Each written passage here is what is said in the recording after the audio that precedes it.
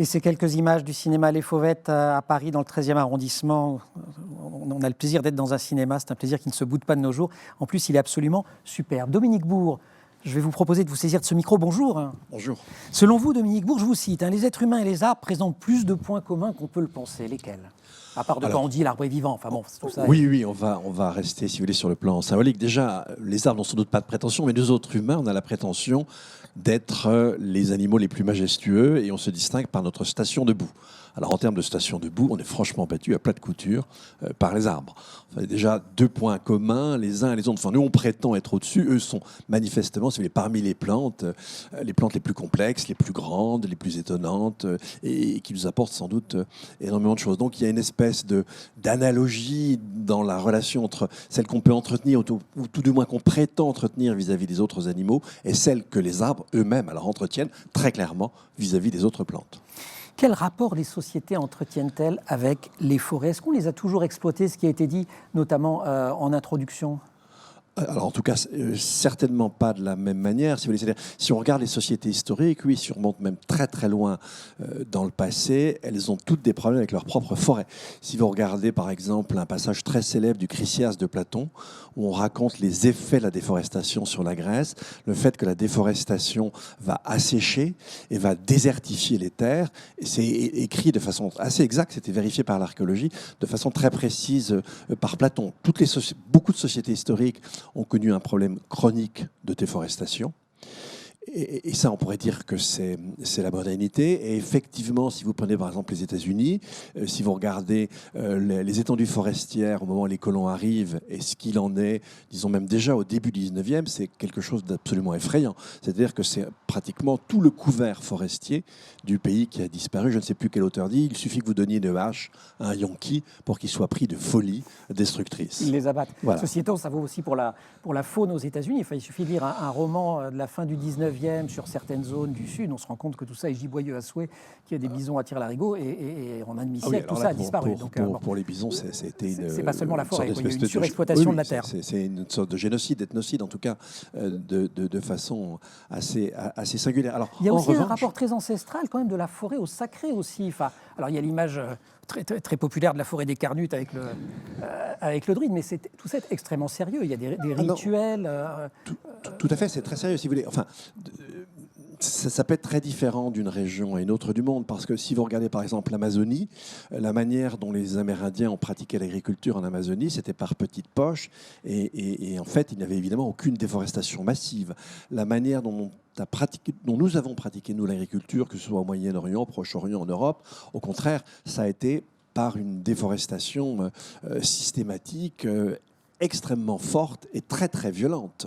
Déforestation, mais aussi reforestation. C'est le paradoxe de la société industrielle. Alors, c'est le paradoxe de la société industrielle. Effectivement, c'est un paradoxe très intéressant. C'est-à-dire que le couvert forestier français aujourd'hui, de manière générale, j'imagine un peu européen, est beaucoup plus important que ce qu'il était au XIXe siècle. Et le XIXe siècle, c'est précisément le siècle où on a pris conscience des ravages de la déforestation. Et on a pris en quelque sorte, si j'ose dire, le taureau par les cornes. Bon, j'habite en Suisse. La Suisse, vers 1880, a mis sur pied une loi forestière qui est toujours en vigueur et qui a permis une reforestation extrêmement importante du pays. Donc ça, effectivement, c'est vrai de l'hémisphère nord. En revanche, on regarde en général, et pour l'hémisphère sud au sens politique, pas forcément au sens géographique, vous savez qu'aujourd'hui, c'est l'inverse. C'est-à-dire qu'on est confronté à un phénomène de déforestation terrible. Et avec un recul des lois et de toute la protection. Question toujours au philosophe que vous êtes, Dominique Bourg. À la fois, et ça a été dit, on aime les arbres, en même temps on les abat. Alors on disait que le touche pas à mon arbre, ça peut être celui de l'amoureux ou du militant qui dit ne touchez pas à cet arbre qui est vivant, etc. Que d'un autre côté, et sans doute à raison aussi, le forestier ou celui qui entretient la forêt dit mais laisse-moi toucher à cet arbre-là et toi ne touche pas. Toi, l'écologiste radical, ne touche pas à mon arbre. Ne touche pas J'ai besoin d'y toucher. On ne va pas être trop dans l'écologie. C'est quoi l'ambiguïté de cette relation ? En fait, on trouve à peu près la même chose avec les animaux. Alors, dans la modernité, c'est différent. Les animaux sont des choses qu'on massacre. Mais si on va du côté d'un éleveur traditionnel, alors c'est assez amusant au début quand on a commencé à avoir des techniques de reproduction très artificialisées. Eh bien, les paysans continuaient à donner, par exemple, des noms aux vaches donneuses et pas aux autres. Et en fait, dans la tradition, vous trouverez ça par exemple dans le très joli livre de Keith Thomas sur le changement de la relation des hommes à la nature entre 1600 et 1800. Il nous rappelle qu'effectivement, si vous voulez, avant le mécanisme, avant l'animal-machine, on considère les animaux comme des êtres moraux. Et effectivement, on attend une conduite différente en fonction du type d'éducation, du type de dressage qu'on peut avoir à leur égard. Et c'est en fait avec l'animal-machine, et derrière il y a eu la plante-machine, que l'on a complètement changé nos relations aux vivants. Donc il y a une éthique qui n'est pas uniforme. Oui, alors revenons aujourd'hui, si vous voulez. Ce qui est très intéressant dans l'attitude de l'éleveur, l'éleveur peut à la fois aimer son animal, l'exploiter, voire vraiment l'aimer et le tuer et le manger. Alors évidemment, pour le vegan de base, c'est quelque chose de pas tout à fait admissible, mais quand on regarde la complexité de nos relations, ça, et la forêt, c'est tout à fait le cas. Un forestier, c'est pareil. Voilà, on peut être un forestier amoureux de ses arbres et de temps en temps. Et en même temps, décider qu'il faut faire quelques coupes de temps en temps. Je voudrais clore cette séquence d'introduction parce que vous nous avez attiré l'œil sur une lecture qui vous est chère, nous dites-vous, c'est celle de La chute du ciel de David Kopenawa. Alors là, on va partir un petit peu du côté des rituels chamaniques, mais en 30 secondes, si c'est possible. En 30 secondes, si vous voulez, Kopenawa décrit dans ce livre le savoir des chamans sur le fait que certaines des essences présentes en forêt amazonienne sont des essences qui produisent certaines substances chimiques qui vont permettre la condensation. Non seulement vous avez donc un phénomène d'évapotranspiration, mais en fait, ces arbres-là vont faire que l'évapotranspiration va donner lieu à des pluies. Et on sait très bien aujourd'hui, on n'a aucun doute là-dessus, sur le fait, si vous voulez, que les pluies viennent jusqu'à la cordillère des Andes parce qu'on a ce mécanisme. Les pluies viennent, si vous voulez, de l'Atlantique. Elles sont portées par les vents vers la cordillère. Et ensuite, après, vous avez différents cycles d'évapotranspiration des arbres. Et certaines essences vont faire que ces cycles-là redonnent de la pluie. Donc, en fait, c'est la forêt qui fait pleuvoir. Ça, c'est une chose qu'on a redécouverte il y a très peu de temps. Les premiers travaux, c'est Marakévia, je crois, et Marcoche. C'est des travaux de début des années 2000, ils sont encore en cours. Il y a encore une équipe aujourd'hui du Max Planck, qui est une équipe brésilienne qui recherche là-dessus. Mais ce chaman, lui, il connaît ça. Il avait déjà compris tout ça. Depuis des lustres, si j'ose dire. Merci beaucoup d'avoir ainsi introduit à la fois cette séquence et ces débats, l'homme, l'environnement, l'arbre, la forêt, toute cette relation d'une grande complexité avec cette dimension spirituelle forte. Pour en débattre avec vous, vous pouvez garder le micro, je vous redonnerai la parole, Dominique Bourg. À vos côtés, Benoît Légué, bonjour. Bonjour. Directeur de l'Institut de l'économie pour le climat et membre du Haut Conseil pour le climat. Et puis en visio, si j'ai bien saisi, Muriel Pivard. Bonjour. Bonjour Muriel. À toutes et à tous. Membre de la Convention citoyenne pour le climat. Dans 10 minutes d'ailleurs, je vous donnerai, alors pas à vous Muriel, mais à vous qui nous regardez, la parole. Vous pouvez donc envoyer vos questions, vos contributions sur la plateforme et Joséfa Lopez se fera votre interprète. En guise d'introduction, de manière très ouverte, je ne sais pas qui veut commencer entre Muriel Pivard ou Benoît Légué. Réaction aux propos de Dominique Bourg sur ce statut particulier des arbres et de la forêt dans les cultures humaines. Alors, je vais couper ma caméra pour une meilleure liaison, si vous alors, me le pour permettez. les effets de l'émission, je ne sais pas si c'est l'idéal. Ou alors vous le faites et on met une photo, mais ça ne va pas être très drôle. Ah, je ne l'ai pas là. Parce que là, on est à la télé en quelque sorte. Oui, je suis désolée. Vous m'entendez ? Oui. On vous entend. Oui. J'aime beaucoup cette approche philosophique de Dominique. Par contre, nous, à la Convention citoyenne, il a fallu qu'on ait une approche beaucoup plus réactive, et surtout quand nous avons abordé la problématique de l'artificialisation des sols. Et donc, bien sûr que les forêts en Île-de-France sont très importantes, et au-delà des maladies, des insectes et autres, il y a aussi la problématique des incendies. Récemment encore en Île-de-France, des incendies ont fait quelques dégâts. Que ce soit en Seine-et-Marne, dans la forêt de Sénart, ou plus récemment encore à Agnières-sur-Oise, dans le Val d'Oise. Donc voilà, tous ces paramètres qui créent des incidents et qui abîment nos forêts en Île-de-France, comme sur l'ensemble du territoire et ailleurs, font que on est tous acteurs de ce devenir de nos espaces forestiers. Le GIEC, de toute façon, nous a bien dit que la gestion durable des forêts était un levier essentiel pour lutter aussi contre le changement climatique. La gestion durable des forêts, c'est une vraie réponse. Des actions respectueuses des sols, c'est également une réponse. Des coupes de bois encadrées, des coupes rases limitées. Et voilà, quoi, ça serait, disons, un premier aspect de ce que nous pourrions éventuellement aborder si nous en avons le temps. Voilà. Je vous repasse la parole dans quelques instants. Benoît Légué, même question un petit peu en deux temps, et en faisant le lien entre ce que disait Dominique Bourg et la manière dont la forêt permet de diminuer l'impact du changement climatique, puisqu'aujourd'hui, c'est bien cette urgence climatique qui est en jeu. Oui, alors tout à fait. Je vais rebondir sur ce que disait Dominique. Alors, on a une relation ambivalente avec les arbres. Et en même temps, quand je vois le titre de la conférence « Touche pas à mon arbre » pour l'interrogation, j'aurais tendance à dire il va falloir y toucher à ces arbres avec, avec doigté. Mais il va falloir y toucher pour tout un tas de raisons. Les forêts, et ça a été rappelé à la fois par Muriel et Dominique, vont jouer un rôle essentiel dans la lutte contre le changement climatique. Peut-être pour redonner quelques chiffres que les spectateurs n'ont peut-être pas en tête, le monde, pour stabiliser le réchauffement climatique, le monde doit arriver à une neutralité carbone avant la fin du XXIe siècle. Neutralité carbone, ça veut dire que les émissions résiduelles à la fin du XXIe siècle seront compensées par une séquestration équivalente. Séquestration par quoi ? Allez, je vous donne peut-être au hasard, bim, allez, on va dire les arbres pour faire très très simple. Et en France, nous avons pris l'objectif d'atteindre une neutralité carbone, au sens où je viens de le dire, à horizon 2050. 2050, c'est dans 30 ans. Pour un forestier, c'est demain. Qu'est-ce qui va nous faire arriver à cette neutralité carbone à horizon 2050 ? Même chose. Alors, les arbres peut-être. Trois éléments qu'il faudra garder en tête. Les arbres, la forêt, le bois, ça peut aider en séquestrant du carbone in situ. Alors, in situ, en bon français, ça veut dire dans les forêts. Donc, il va peut-être falloir se préoccuper de nos forêts acétones. Ça peut également séquestrer, on va dire, ex situ, c'est-à-dire dans les produits bois. Quand j'ai une poutre, par exemple, nous sommes entourés par, Ici, on est dans le bois, entourés par du bois, tout ça séquestre du carbone. Ça contribue également à la lutte contre le changement climatique. Et puis, troisième levier, à chaque fois que j'utilise un matériau ou de l'énergie qui vient substituer quelque chose qui aurait été produit avec du fossile, par exemple du bois énergie qui vient substituer du fossile ou une poutre en bois qui vient substituer une poutre en acier, je réduis les émissions de gaz à effet de serre. Donc 3 leviers, et c'est pour ça qu'il va falloir faire extrêmement attention à la façon dont nous gérons nos forêts collectivement. Muriel Pivard, puisqu'on est dans les leviers, la Convention en avait proposé un certain nombre. La loi climat n'a pas tout retenu. Qu'est-ce qu'elle vous inspire ? Est-ce que c'est mieux que rien ? Est-ce que c'est un rendez-vous manqué ? Comment vous voyez les choses ? Alors, il y a une déception, bien sûr, puisque ça ne relèvera pas du travail des députés. Cet après-midi, d'ailleurs, ils travaillent sur l'artificialisation des sols. Ils sont vraiment dessus au moment même où on se parle, où ils vont commencer dans peu de temps. Nous sommes déçus parce que sur la limitation des coupes rases que nous avons proposées en cas de problème sanitaire avéré, bien sûr, parce que des coupes rases, il en faut, la sylviculture, il faut la pratiquer avec des règles que les professionnels du secteur connaissent bien et bien mieux que nous, simples citoyens. Toutefois, ces coupes rases, moi j'aurais aimé savoir si elles sont vraiment efficientes.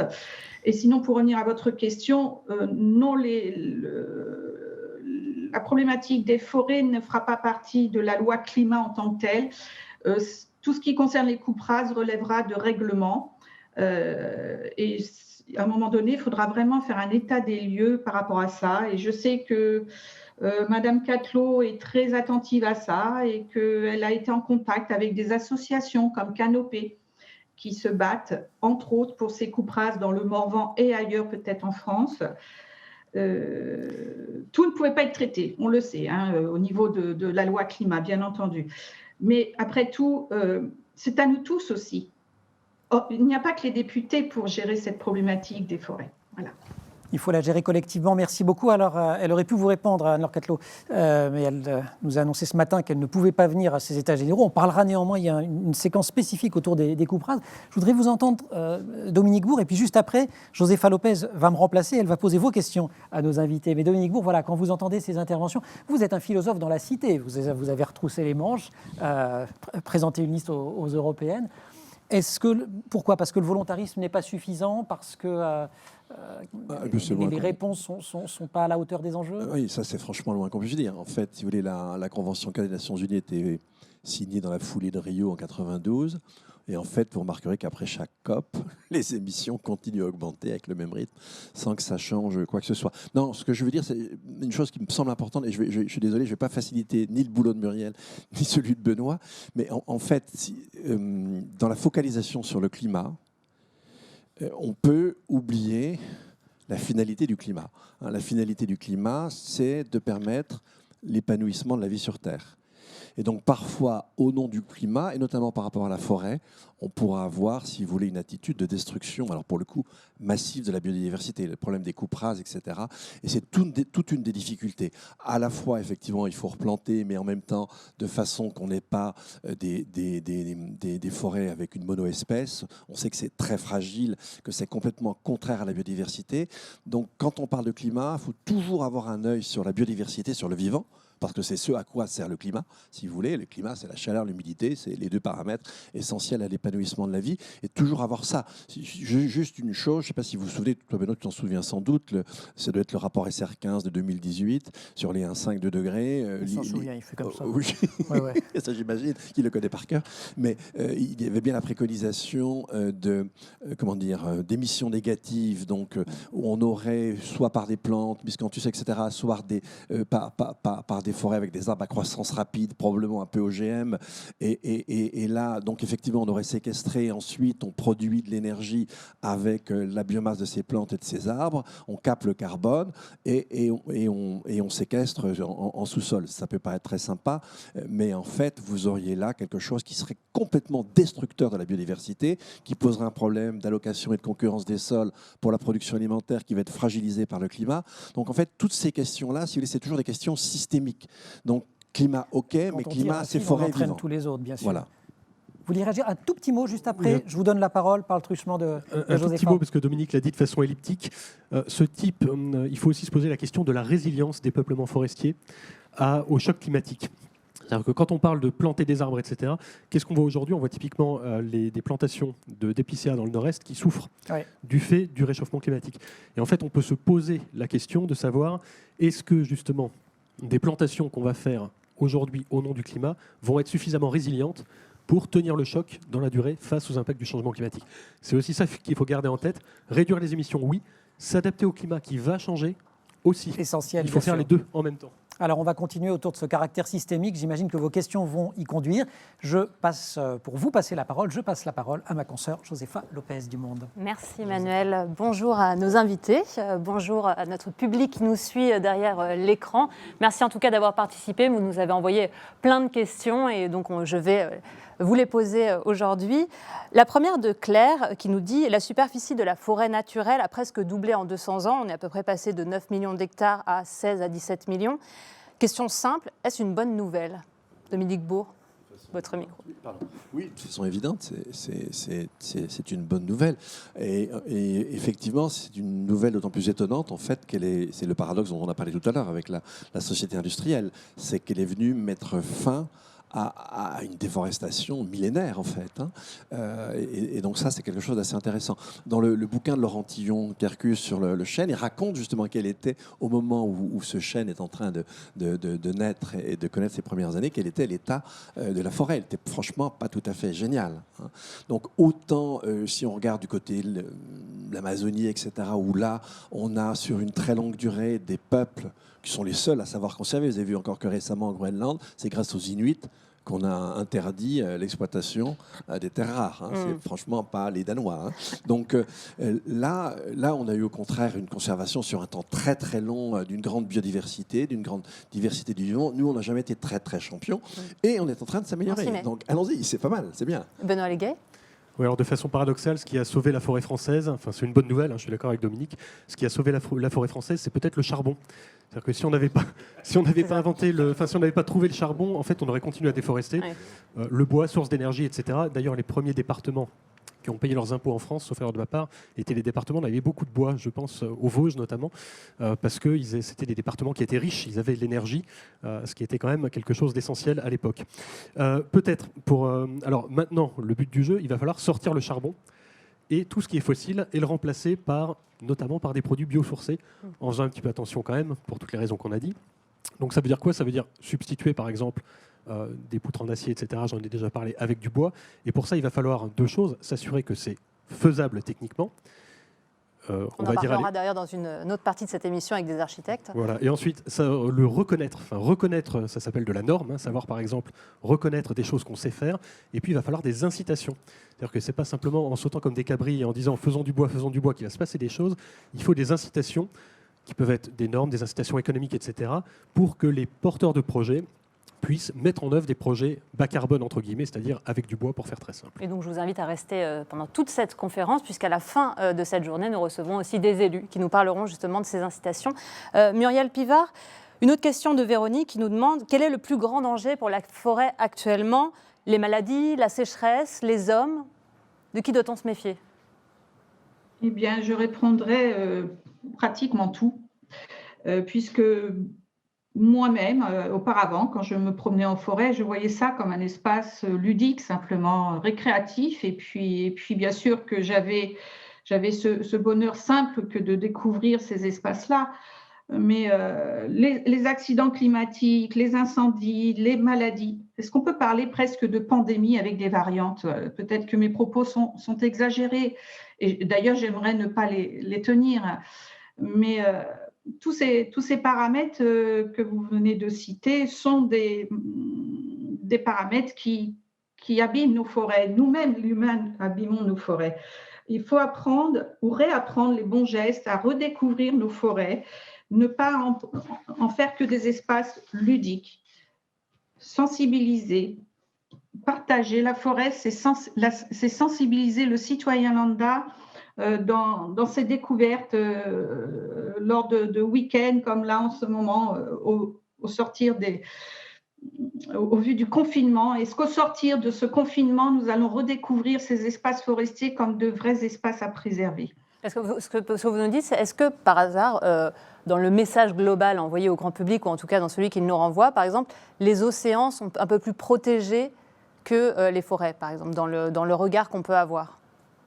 C'est pas évident, hein. Les océans aujourd'hui, ils sont en tout cas, le citoyen a l'impression qu'il faut plus protéger les océans, par exemple, que les forêts, où là, c'est peut-être plus inconscient. Oui, je n'aurais pas tendance à aller dans ce sens-là. Les océans aujourd'hui, si vous voulez, ils sont acidifiés, ils connaissent une perte d'oxygène. Selon certaines estimations, on pourrait se retrouver dans 40 ans avec une seule espèce différentes espèces de méduses, mais plus beaucoup de poissons. Donc franchement, dans le genre, c'est quand même pas génial ce qui se passe dans les océans. Au contraire, je dirais que c'est l'inverse. Jusqu'alors, on a plutôt été dans une pente destructrice, alors qu'on vient de le voir pour la forêt.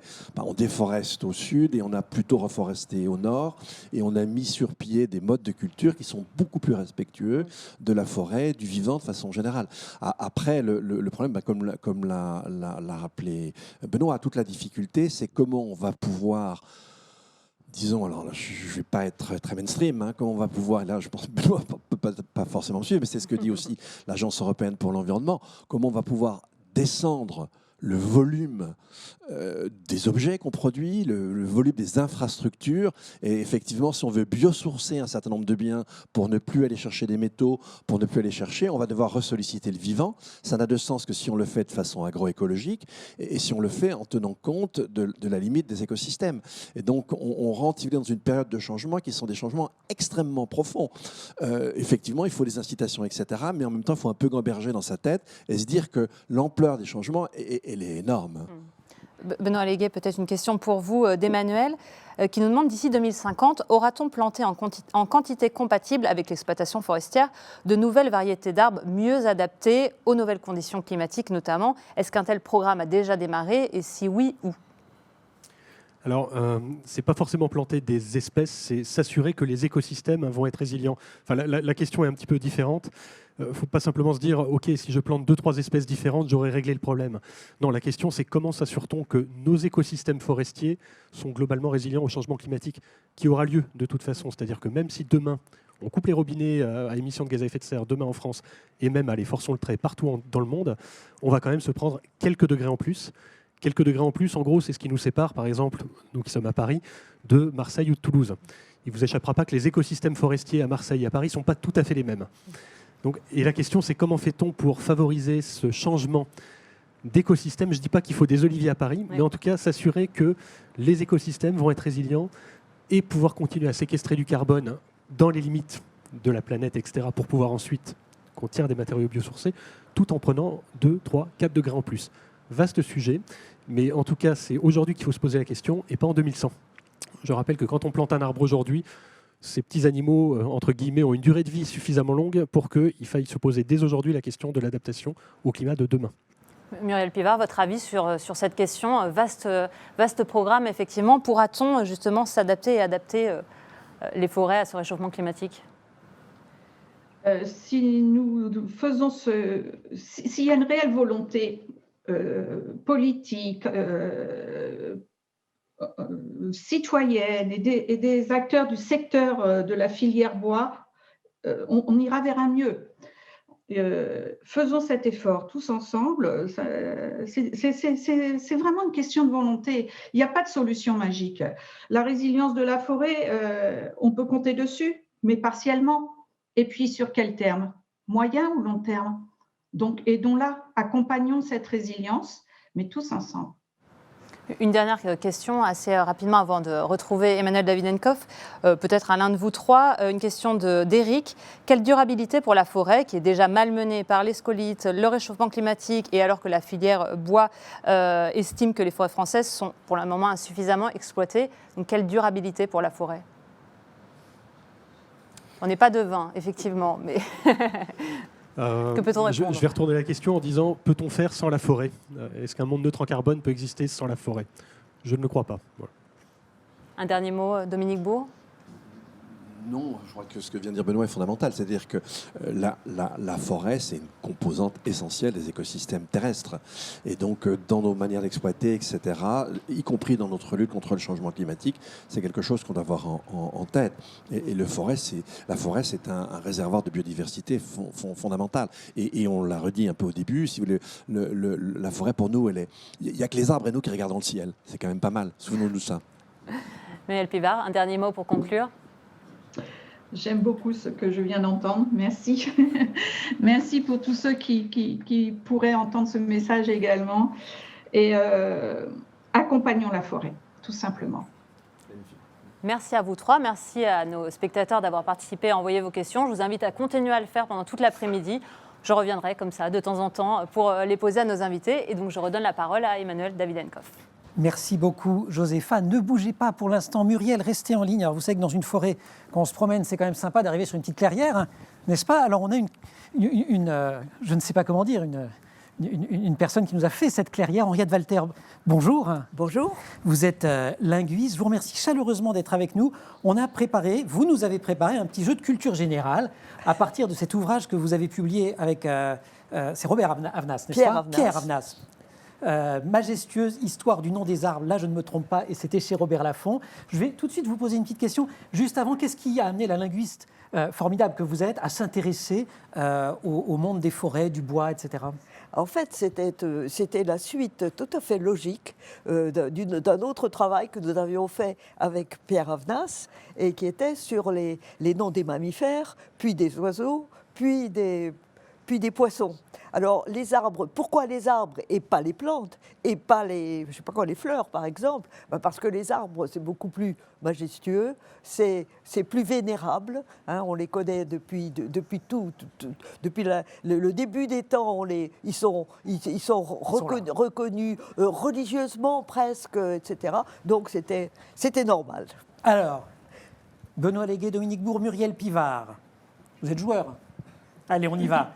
Quelles sont les origines étymologiques des mots forêt et bois ? Bois au sens de la petite forêt. Benoît Légué, tout de suite. Il appuie sur le buzz. Tout de suite. Forêt, je pense savoir.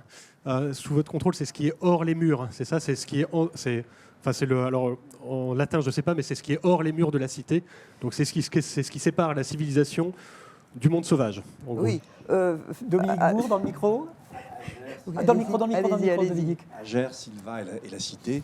Et donc, effectivement, c'était les trois domaines de l'écoumène, hein, donc de la partie habitée de la Terre par les êtres humains, la cité, la partie cultivée et le monde sauvage qui était la forêt. Et c'est aussi le monde des dieux, etc. Enfin bon, c'est hyper riche sur un plan imaginaire. Exactement. Muriel, je ne vous vois plus. Wikipédia interdit, Muriel.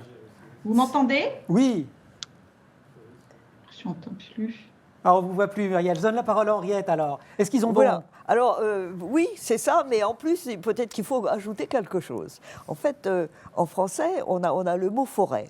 Bon, le mot forêt, à l'origine, ça n'était pas un nom en latin, c'était un adjectif. C'est un adjectif qui qualifiait la silva, hein, donc forestis, silva.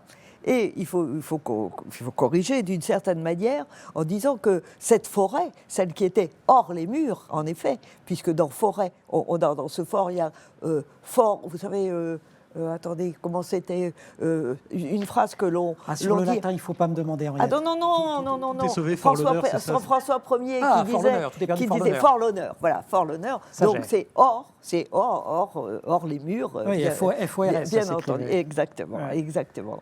Voilà. Donc peut-être qu'on peut ajouter qu'en français, on a aussi le mot bois qui quelquefois se confond avec le mot forêt, mais le mot bois, il est un petit peu particulier puisqu'il désigne deux choses différentes, aussi bien la matière qui vient des arbres et l'ensemble des arbres. Alors, ça vient là d'une langue germanique. Justement. Alors le bois, ça vient du germanique, alors que la forêt, ça vient du latin. Mais maintenant, on peut encore ajouter une autre origine au bois, disons, le mot grec xylos. Xylos qui donne xylophone, hein, donc cet instrument de musique avec des petites choses de bois sur lesquelles ces petites lamelles de bois sur lesquelles on tapait.